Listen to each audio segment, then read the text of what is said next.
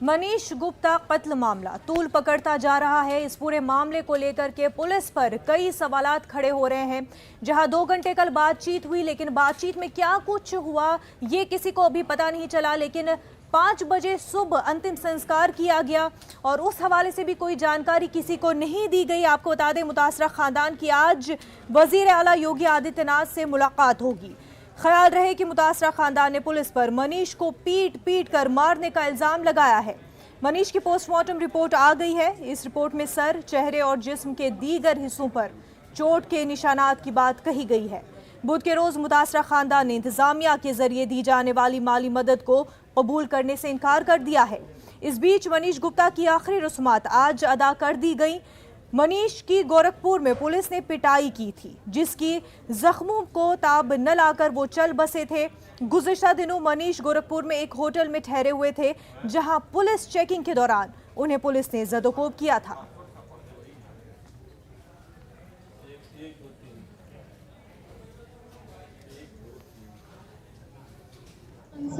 उसी दिन से चालू कर दिया था जिस दिन मेरे पति की मुझे मौत की सूचना मिली थी। उस दिन मैंने अपना अनशन उसी दिन से चालू कर दिया था जिस दिन मेरे पति की मुझे मौत की सूचना मिली थी। उस दिन मैंने खाना और पीना दोनों बंद कर दिया था और तब तक ये बंद रहा जब तक उसकी पहला चरण शुरू नहीं हुआ। जब तक वो सस्पेंड नहीं हुए तब तक मैंने पानी भी नहीं पिया था।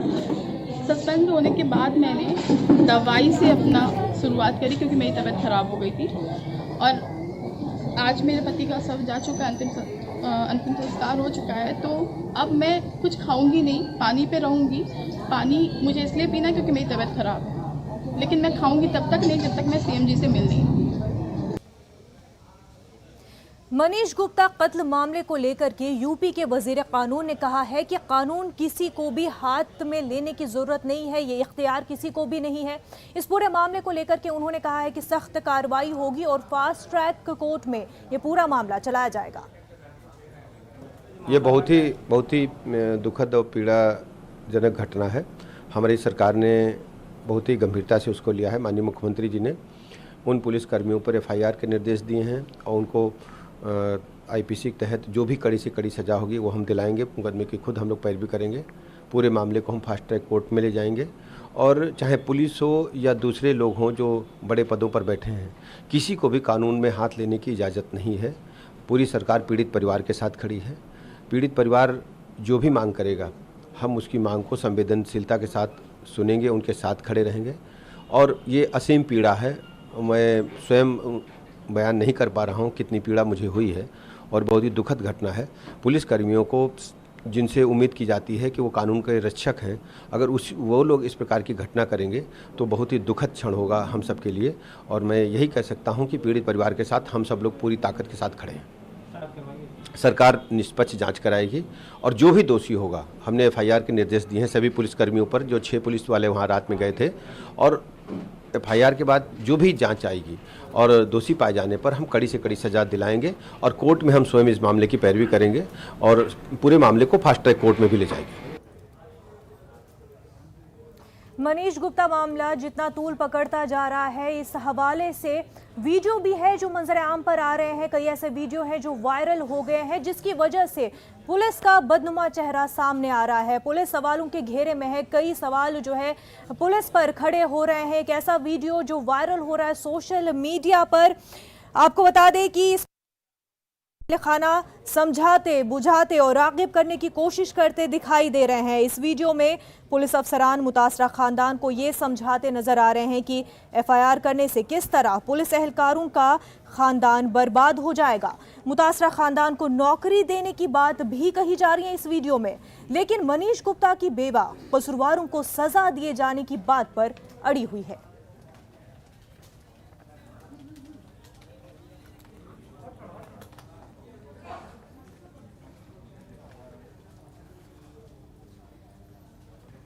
और तब तक बाहर नहीं होंगे जब तक उनको क्लीन चिट ना मिल जाए। नौकरी में बाहर मुझे नौकरी उनकी नहीं चाहिए भैया। मुझे उनको पूरी तरीके से नौकरी से हटाइए। मुझे या तो मुझे जान के बदले जान चाहिए। आप साफ सीधे समझिए। रिकॉर्डिंग नहीं चल रही है भैया।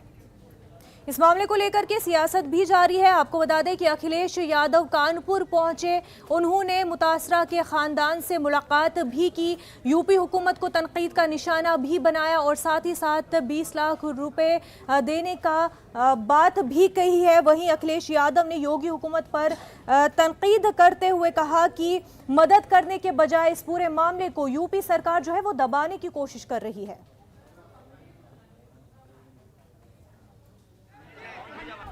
जो व्यापार वो कर रहे थे उस व्यापार को कैसे आगे बढ़ाएंगे, इसलिए सरकार को 2 करोड़ रुपए देकर के इस परिवार की मदद करनी चाहिए।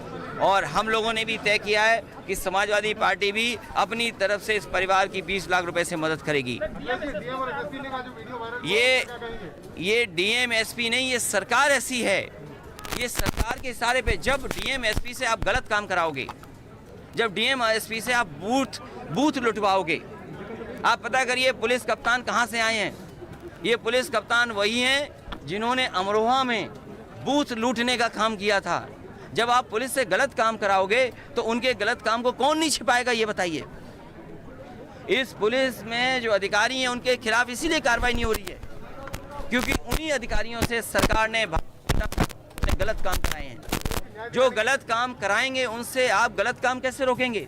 इसीलिए ना एसएसपी सस्पेंड हुए, ना डीएम सस्पेंड हुए, जबकि उनकी पूरी वीडियो पूरे देश ने और सब लोगों ने देखी कि वो किस तरीके से एफआईआर ना हो, उसके लिए वो पूरा का पूरा दबाव बना रहे थे। और जांच संभव नहीं है गोरखपुर में, परिवार कैसे भाग के जाएगा? इसलिए जांच को भी कानपुर में ला करके और पूरे परिवार की सुरक्षा होनी चाहिए क्योंकि जिन्होंने घटना की है ये मामूली नहीं है, ये लोग उन्नाव भी रहे हैं। मुझे जानकारी मिली है उन्नाव में भी करके इस तरह की घटनाएं हुई हैं, गोरखपुर में भी घटनाएं हुई हैं। इसलिए जब तक परिवार की सुरक्षा नहीं होगी तक हमारे मुश्किल है। संदीप सिटिंग सविता इस जज वक्त वो हमारे मॉनिटर साथ करें, चाहे सीबीआई जुड़ जांच हो, चुके हैं। क्योंकि परिवार ने सीबीआई जांच मांगी है। हमारे नुमाइंदे संदीप सविता इस वक्त हमारे साथ जुड़ चुके हैं। संदीप, अखिलेश यादव मिले मुतासरा खानदान से और साथ ही साथ उन्होंने यूपी हुकूमत को तनकीद का निशाना भी बनाया है।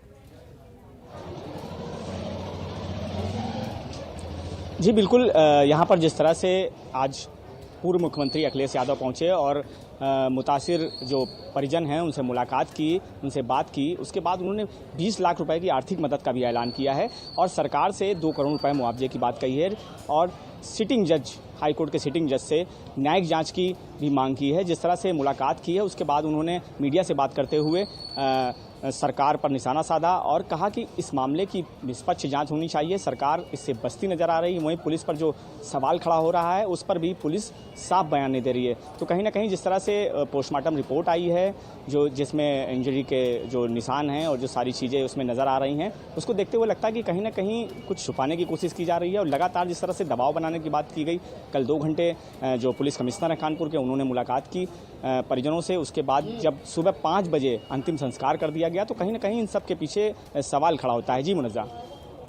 जी संदीप, ये बताएं कि वज़ीर कानून का भी इस हवाले से बयान आया है। हालांकि अखिलेश यादव और दीगर जो है यूपी हुकूमत पर सवाल खड़े कर रहे हैं कि दबाने की कोशिश की जा रही है इस पूरे मामले को। वज़ीर कानून उसके बरक्स कहते हैं कि इस पूरे मामले को फास्ट ट्रैक में चलाया जाएगा। देखिए, ये ऐसा इसलिए शायद हुआ है क्योंकि जिस तरह से ये मामला सुर्खियां बटोर रहा है, लगातार यहाँ पर राजनीतिक लोग भी यहाँ पर आ रहे हैं, समाजवादी पार्टी के लोग पूरी रात यहाँ पर रहे। जिस तरह से आज सुबह जब पुलिस ने उन्हें ले जाने की कोशिश की, उनके परिजनों को ले जाने की कोशिश की, उनकी पत्नी से पुलिस ने मुलाकात करने की, समाजवादी पार्टी के लोगों ने यहाँ पर जमकर हंगामा काटा। और अभी की बात की जाए तो अभी यहाँ से पुलिस उनके परिजनों को लेकर के उस कार्यक्रम में गए हैं जहां पर आज कानपुर में सीएम योगी आदित्यनाथ आ रहे हैं और योगी आदित्यनाथ से उनके परिजनों की मुलाकात कराई जाएगी। तो कहीं ना कहीं जिस तरह से पुलिस काम कर रही है और उनको ले जाने के लिए जिस तरह से दबाव बनाया गया, तो कहीं ना कहीं राजनीतिक रंग भी इस मामले को दिया जा रहा है। इस वजह से वजीरे जो कानून हैं उन्होंने इस मामले में बयान दिया है और इस पर फास्ट ट्रैक कोर्ट में जो है चलाए जाने की बात कही है। जी बिल्कुल संदीप, यूपी के इलेक्शन भी नज़दीक है, ऐसे में दीगर सियासी पार्टियां ये भी कोशिश करेंगी कि इस मामले को कैश किया जाए और इस पर सियासी बयानबाजियां भी होती रहेंगी। बेहद शुक्रिया संदीप आपका। तो नाज़रीन, मनीष गुप्ता के इस मामले में हम लगातार नज़र बनाए रखे हुए हैं। जिस तरह से डेवलपमेंट होती रहेगी आपको अपडेट भी करते रहेंगे। फिलहाल आगे बढ़ते हैं। आपको बता दें कि पंजाब में भी इलेक्शन नज़दीक है। ऐसे में पंजाब की सियासत में भी उथल पुथल जारी है। जहां कांग्रेस में एक तरफ हम देखते हैं कि सियासी उथल पुथल जारी है, वहीं आपको बता दें कि पंजाब के हवाले से अरविंद केजरीवाल भी कई वादों के साथ सामने आ चुके हैं। लोक लुभावन वादे किए हैं आम आदमी पार्टी ने। मुफ्त बिजली के बाद अब मुफ्त तिब्बी खदमात का ऐलान किया है। लुधियाना के प्रेस कॉन्फ्रेंस में अरविंद केजरीवाल ने 6 गारंटियों का ऐलान किया है। आज पंजाब के लोगों को, उनके परिवार के सदस्यों के स्वास्थ्य के लिए मैं 6 गारंटी दे रहा हूं। 6 गारंटी। पहली गारंटी, पंजाब के हर बंदे को मुफ्त और अच्छा इलाज मुहैया कराया जाएगा। यह मेरी गारंटी है। दूसरी गारंटी, सारी दवाइयां, सारे टेस्ट, सारा इलाज, सारा ऑपरेशन, सब कुछ मुफ्त होगा। दिल्ली में करके दिखाया है।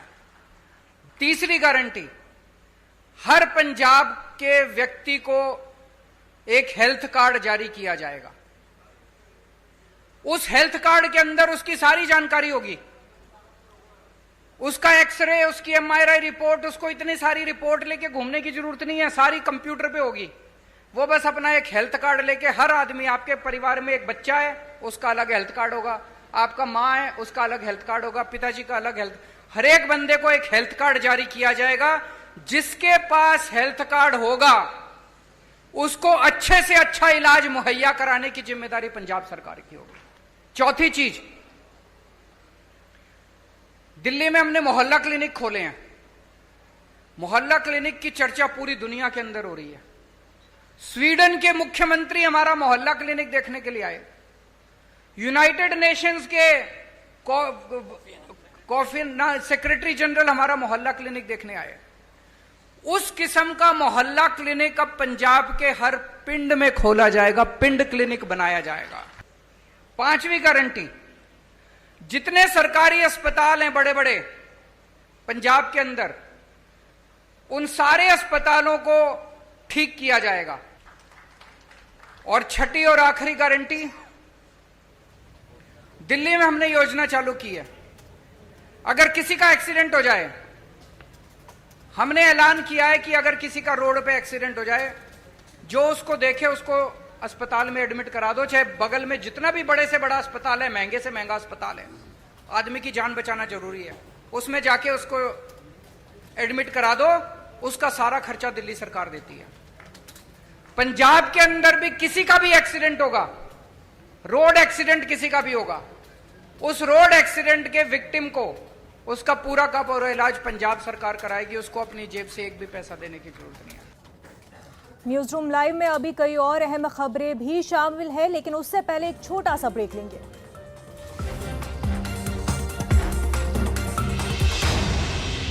ब्रेक के बाद आपका खैर मकदम है। नाज़रीन, पंजाब कांग्रेस में कुछ भी ठीक नहीं है और ये बात किसी से भी छुपी हुई नहीं है। अगर हम बात करें पिछले 1 साल से ही पंजाब कांग्रेस में चीज़ें सही नहीं थी, चाहे कैप्टन अमरिंदर सिंह के हवाले से बात करें तो चाहे हम नवजोत सिंह सिद्धू के हवाले से बात करें, घमासान पंजाब कांग्रेस में लगातार जारी है। और नवजोत सिंह सिद्धू के पीसीसी से इस्तीफे के बाद मजीद जो है इंकशाफात और मजीद जो है इस बीच रसाकशी भी देखने को मिल रही है। आपको बता दें, आज पंजाब के वज़ीर आला चरणजीत सिंह चन्नी से आज नवजोत सिंह सिद्धू मुलाकात करेंगे। उन्होंने इस हवाले से ट्वीट करके जानकारी दी है। नवजोत सिंह सिद्धू ने अपने ट्वीट में लिखा कि उनको वज़ीर आला ने बातचीत के लिए मदऊ किया है और वो सहपहर 3 बजे पंजाब भवन चंडीगढ़ जाएंगे। पंजाबी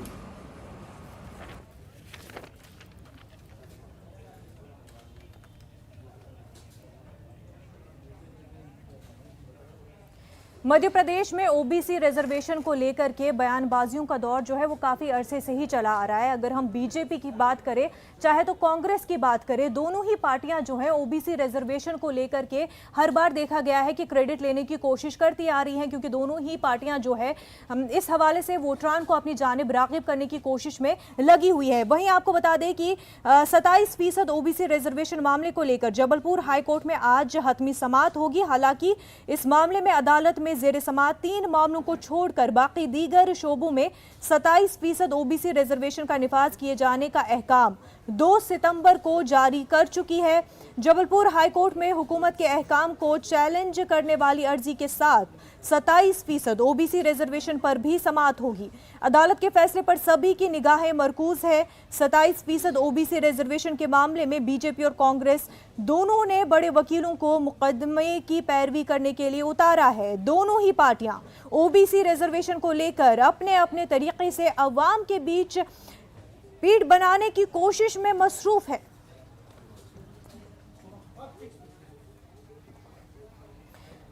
हमारे नुमाइंदे मेहताब आलम इस वक्त हमारे साथ जुड़ चुके हैं। मेहताब, आज जबलपुर हाई कोर्ट इस पूरे मामले को लेकर के हतमी फैसला सुना सकता है?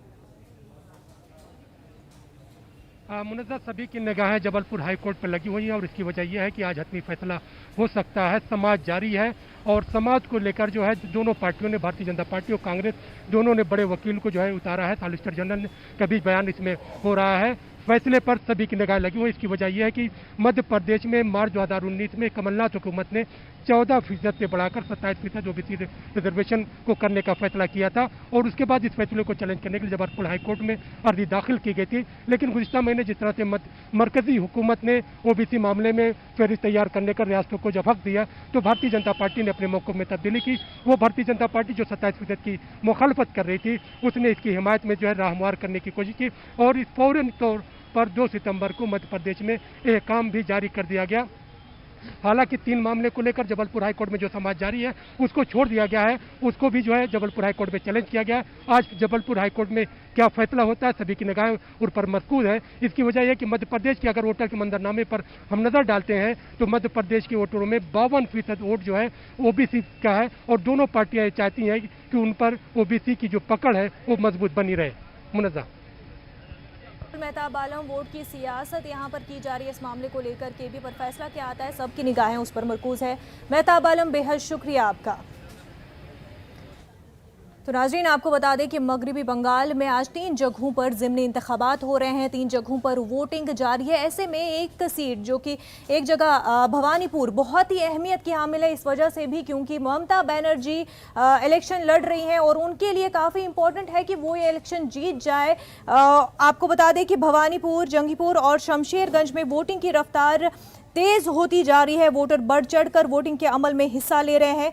भवानीपुर में 11 बजे तक 22%, जंगीपुर में 36.11%, जबकि शमशेरगंज में 40.23% पोलिंग दर्ज की गई है। आज़ादाना और मुनसिफाना इंतखाबात को यकीनी बनाने के लिए सिक्योरिटी के माकूल बंदोबस्त किए गए हैं। भवानीपुर सीट से मगरबी बंगाल की वज़ीर-ए-आला ममता बनर्जी मैदान में है। ममता बनर्जी का मुकाबला बीजेपी की प्रियंका टिब्रीवाल और सीपीएम के श्री जे बिस्वास से है। ममता बनर्जी के लिए ज़िमनी चुनाव काफ़ी अहमियत का हामिल है। उन्हें वज़ारत आला के ओहदे पर बने रहने के लिए हर हाल में जीत ज़रूरी है।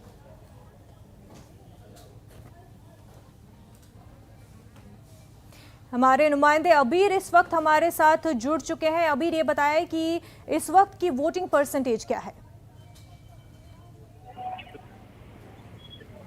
देखिए, जो पोल परसेंटेज मिल रहा है, ये जो सुबह से जितने सारे पॉलिटिकल पार्टी है लोगों को यही ज्यादा चिंता में थे कि पोलिंग परसेंटेज कितना होगा भवानीपुर में, क्योंकि कलकत्ता शहर में भवानीपुर को मिनी इंडिया कहता है। इसलिए बहुत सारे लोग बंगाल छोड़कर जितने सारे लोग वो वोट देने के लिए ये बाई इलेक्शन में ज्यादा से ज्यादा नहीं आते हैं। लेकिन अभी दिख रहा है कि भवानीपुर इलेक्शन में जो पोल परसेंटेज आए हैं सुबह 1 बजे तक, वहाँ पर भवानीपुर में पोल परसेंटेज हुआ है 35.97%। अगर हम लोग देखें तो 2011 में जब ममता बनर्जी पहली तरह यहाँ से बाई इलेक्शन में खड़ी हुई थी असेंबली चुनाव में, उस साल 44% ये पोलिंग परसेंटेज आई थी और ममता बनर्जी 54,000 के लगभग आसपास जो वोट उसी को मिली थी, वो उस जीत भी हासिल की थी। तो इस साल भी तृणमूल कांग्रेस की कहना है जो ये दोपहर के बाद ये पोल परसेंटेज और भी ज्यादा आ जाएगा और उसके ये जीतने के साथ साथ ये जो वोटिंग के जो मार्जिन है उस मार्जिन भी बढ़ा जाएगी। लेकिन तो बीजेपी की भी कहना है ये जितने सारे वोट आएगी वो उसके पास ही आएगी। लेकिन ग्राउंड रियलिटी ये है कि ममता बनर्जी भवानीपुर में उसका ये होम ग्राउंड है, जहाँ पर वो साउथ कोलकाता, उसके पहले जब जादवपुर का जब वो संसद था, उसके बाद 2011 से भवानीपुर का जो वो एमएलए भी था, तो इसलिए इसी इलाका की पूरी के साथ उसके वो जुड़े रहते हैं। तो यही तृणमूल कांग्रेस का प्लस पॉइंट है इसी चुनाव में ममता बनर्जी के लिए। लेकिन बीजेपी का कहना है बहुत सारे वोट सेंटर में बूथ जैम हो रहे हैं। उसका कहना है बाहर से बहुत आदमी लेके भी आए हैं। ये सब कंप्लेंट भी उसी ने इलेक्शन कमीशन के पास ही वो लोग डाला, लेकिन अभी तक ऐसा कुछ इलेक्शन कमीशन की तरफ से नहीं कर किया है ये इसी कंप्लेंट के बारे में। लेकिन हर जगह पर भवानीपुर असेंबली कॉन्स्टिट्यूंसी के हर कोने पर हम लोग देख रहे हैं सेंट्रल फोर्स लूटमार कर रहे हैं। कलकत्ता पुलिस की जो सीनियर ऑफिसर जो है वो लोग भी मौजूद है। तो ये देखना है कि आज पोलिंग परसेंटेज कितना होगा उसके ऊपर ही डिपेंड करेंगे। इस इमेज बिल्कुल अबीर, बेहद शुक्रिया आपका तमाम तर तफसीलात के लिए। कोरोना के दौर में हाथों की सफाई काफ़ी ज़्यादा इम्पॉर्टेंट है। हम लगातार सुनते आ रहे हैं डॉक्टर्स को, एक्सपर्ट्स को कि कितना ज़रूरी है अपने हाथों की सफाई करना, बार बार हाथ धोना और सही से अपने हाथों को साफ़ रखना। कोरोना के दौर में लोगों ने ये बहुत ही अच्छे से सोचा, लेकिन इसी हवाले से पानी का तहफ़्फ़ुज़ भी कितना इम्पॉर्टेंट है, ये भी कितना ज़्यादा ज़रूरी है। मिशन इंडिया के तहत वो भी जानने की कोशिश कर रहे हैं और इस हवाले से यूपी में वॉश ऑन व्हील्स मुहिम शुरू की गई है। क्या ये मिशन है, क्या ये मुहिम है, जानिए इस रिपोर्ट में। स्वच्छता और पानी हमको बचानी है ये जिंदगानी।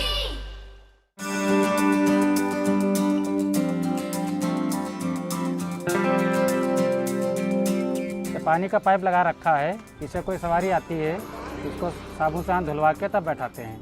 कोई सवारी कहती है कि नहीं भैया हम नहीं धुलेंगे, तो रिक्वेस्ट करते हैं कि भाई धुल लीजिए, कोरोना का समय है, बीमारी बढ़ रही है।